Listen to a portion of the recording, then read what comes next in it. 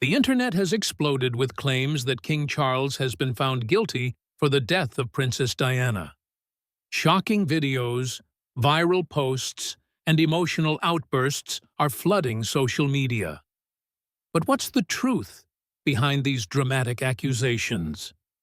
From conspiracy theories to hidden letters and official investigations, this story has everything: power, betrayal, and heartbreak. As outrage builds and public trust crumbles, one thing is certain: the world is no longer staying silent. The explosive claim: King Charles. Guilty. What people are saying. The internet has erupted with one of the most shocking claims in royal history: that King Charles was found guilty in connection to Princess Diana's tragic death. It's a phrase spreading like wildfire across social media. Secret trial, royal prosecution, Charles finally exposed. The idea? That behind closed doors, justice was served, and the crown is hiding it. But here's the truth. No official court in the United Kingdom or anywhere in the world has ever charged, let alone convicted, King Charles for anything related to Diana's death. The claim, as dramatic as it sounds, has no legal foundation. It isn't real. Not in courtrooms, not in law, and not in official history. Still, people believe it. Why?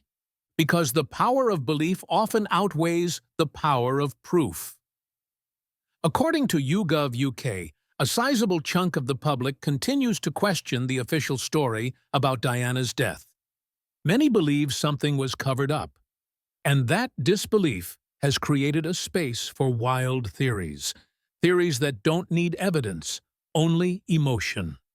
On platforms like Facebook, YouTube, and TikTok, creators post heavily edited videos with titles like "Camilla Confesses" or "Anne Testifies Against Charles." Most of these clips mix unrelated footage with fictional dialogue set to ominous music, giving the impression of a royal scandal in full collapse. But in reality, these are modern myths, not courtroom facts. Still, they're powerful myths, because the ingredients are all there.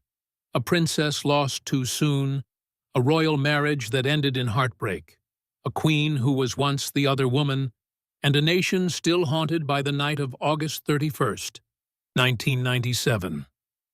The idea that justice has finally been served in secret is irresistible to those who never accepted the official version. It's the kind of claim that doesn't require truth, just tension. And that's where we are. A royal house under public suspicion. A king facing accusations not from judges, but from the court of public opinion. But to understand how this claim even took hold, we need to go back to the night the world changed forever.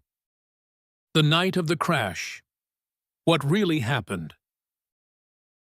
It was just past midnight on August 31st, 1997, when a black Mercedes-Benz S280 sped into the Pont de l'Alma tunnel in Paris and never came out the same.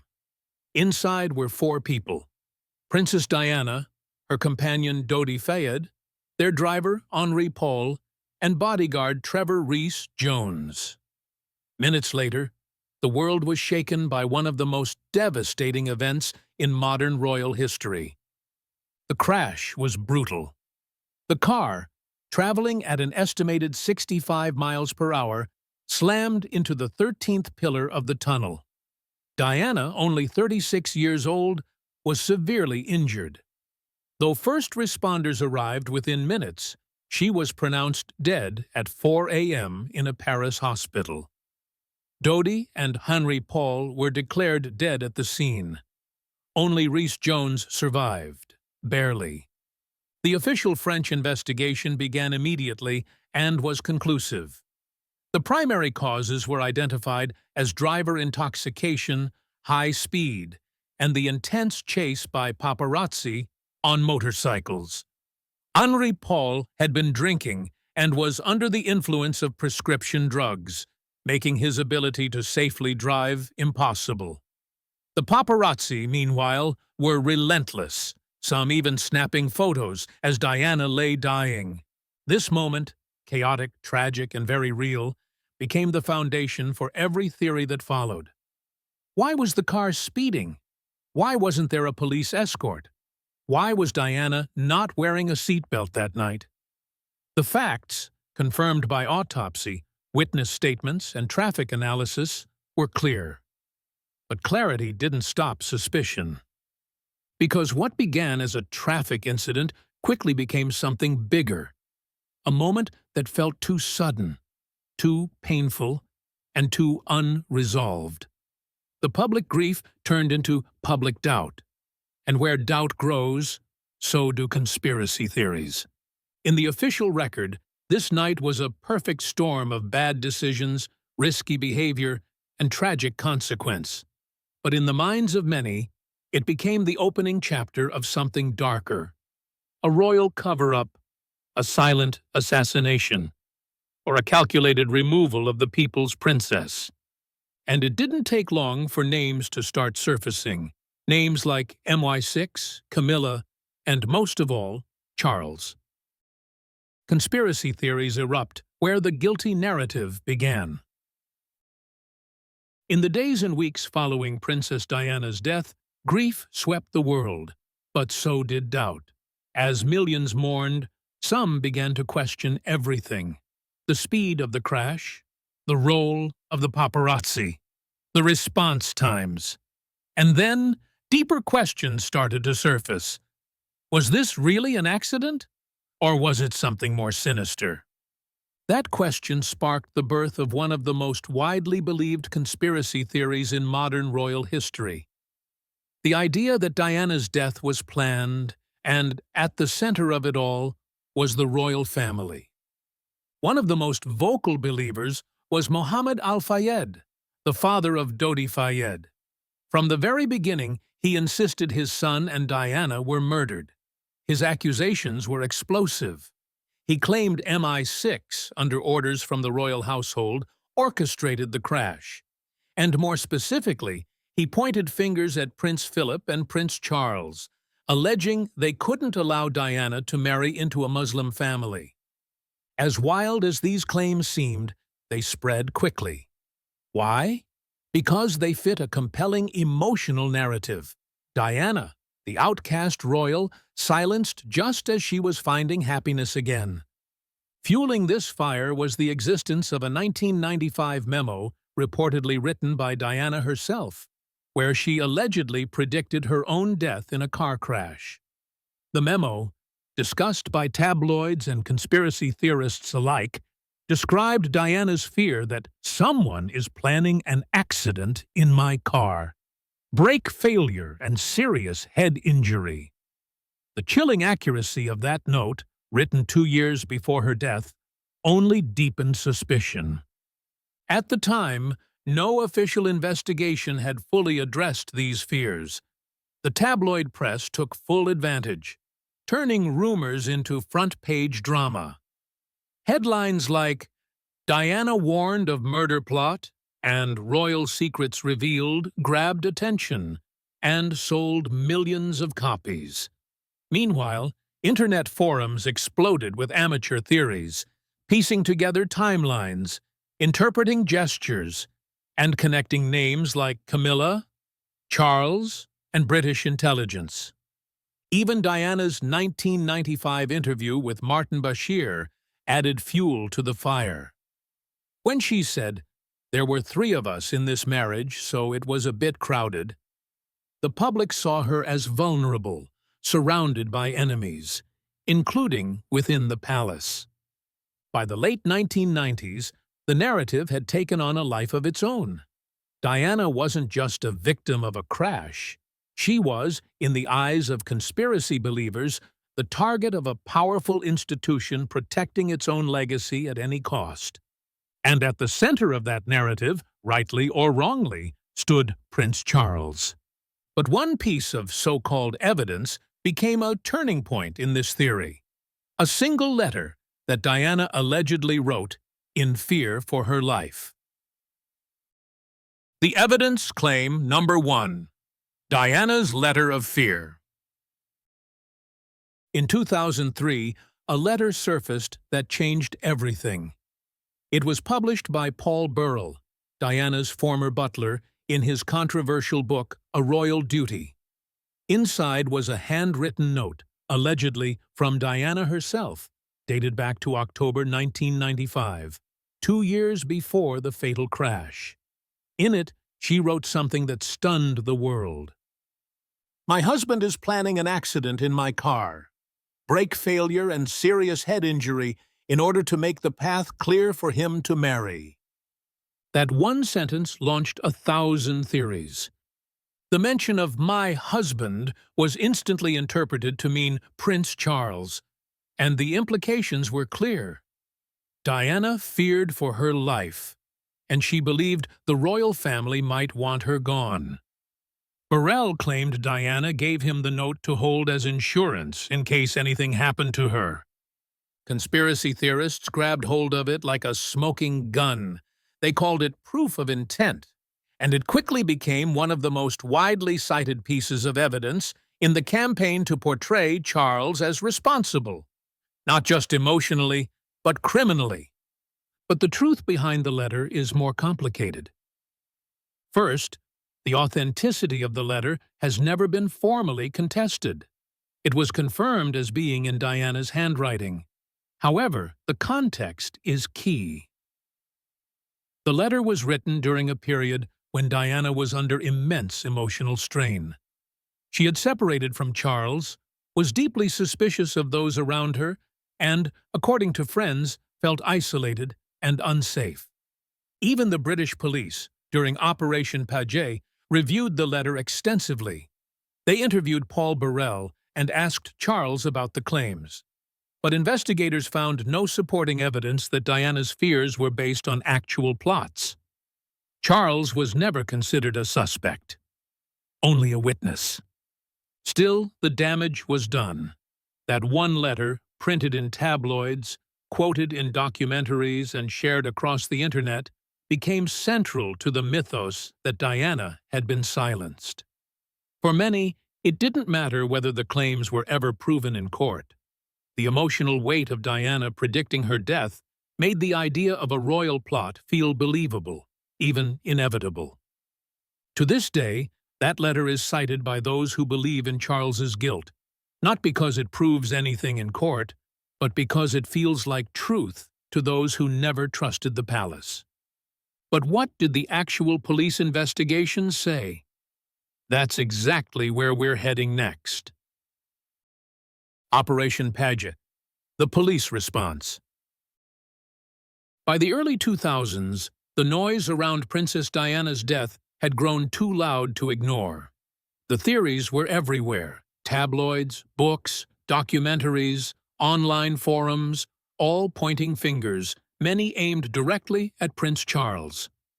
Pressure was building, not just from the public, but from Mohammed Al Fayed, who kept demanding answers. So, in 2004, the British Metropolitan Police launched a massive investigation, Operation Paget. Led by Lord John Stevens, the operation was tasked with doing something no one had yet done: investigate every major conspiracy theory tied to Diana's death. It took over 3 years, involved more than 100 officers, and reviewed over 175 claims, including ones that accused Charles and MI6 of orchestrating the crash. Every theory was examined, every witness re-interviewed, every piece of supposed evidence, including Diana's infamous letter, surveillance footage, vehicle analysis, and medical reports, was scrutinized. Prince Charles himself was questioned during the investigation. Yes, questioned, not as a suspect, but as a formal witness. He answered questions related to Diana's 1995 letter and her state of mind during their separation. No evidence ever linked him to any criminal planning, nor was any motive or proof found that would warrant further investigation. The final 832-page report, released in 2006, concluded that Diana's death was a tragic accident. It cited the same causes the French had found years earlier: the reckless speed of the car, Henri Paul's intoxication, and the aggressive pursuit by paparazzi. The report was firm. There was no conspiracy to murder the Princess of Wales. Still, conspiracy believers didn't accept it.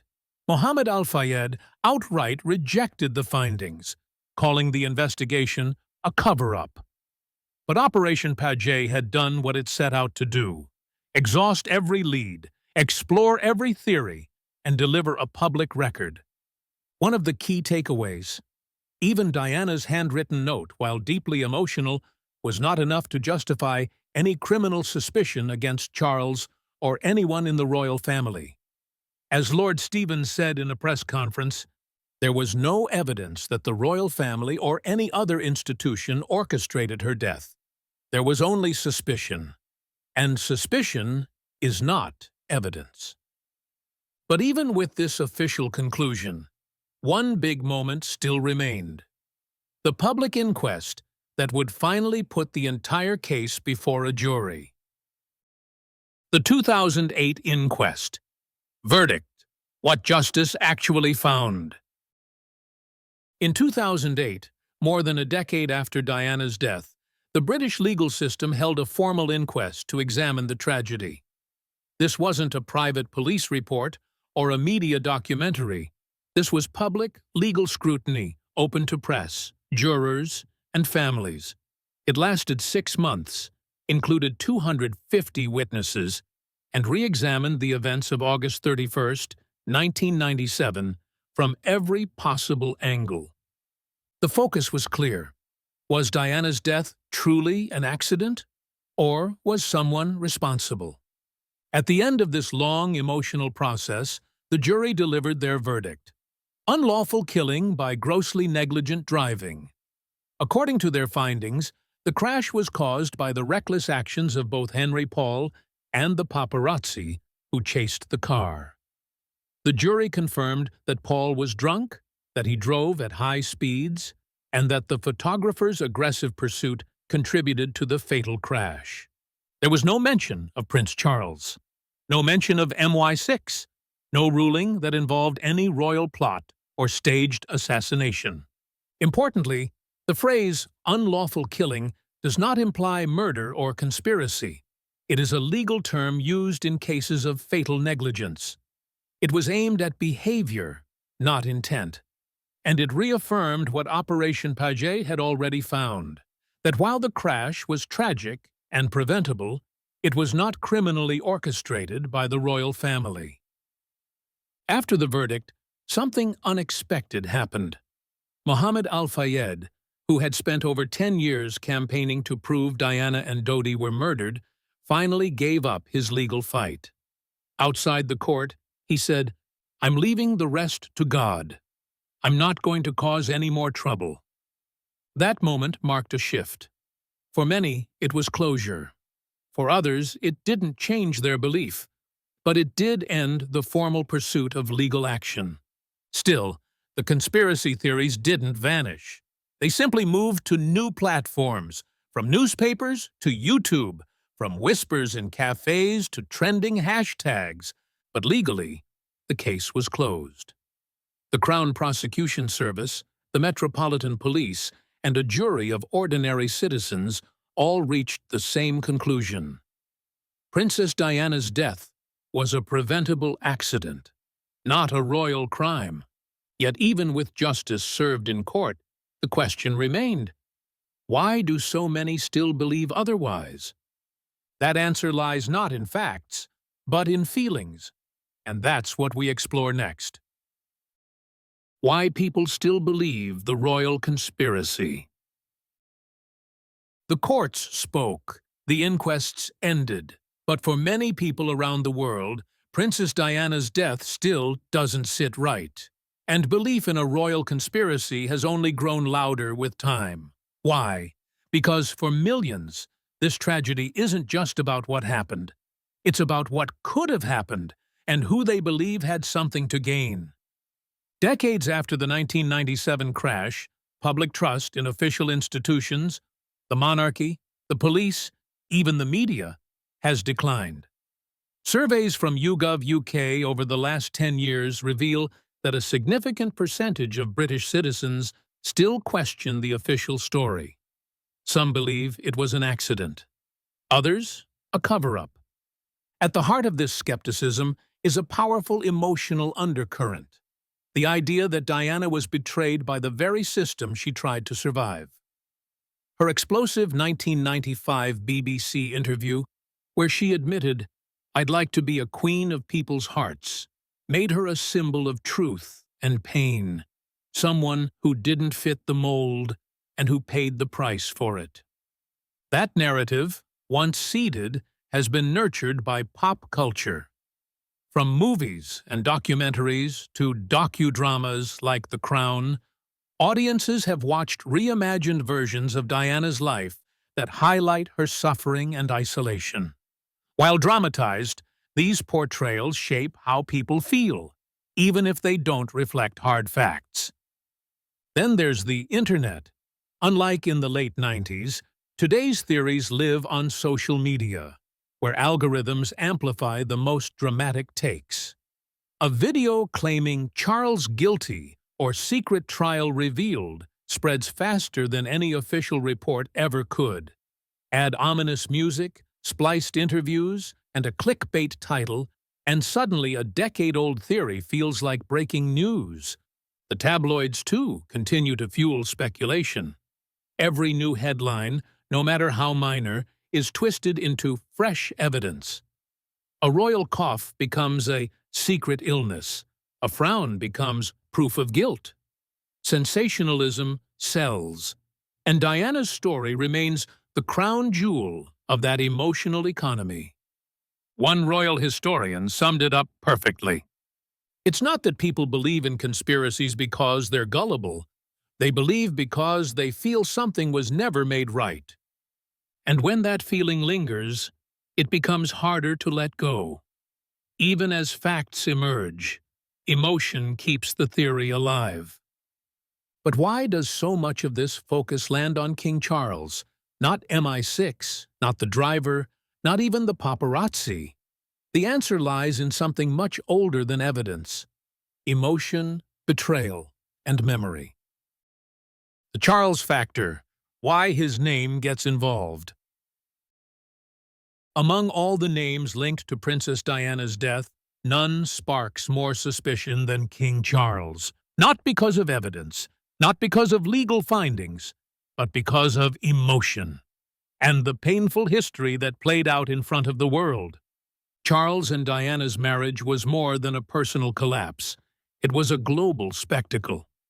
By the time they divorced in August 1996, just a year before her death, the public had already taken sides.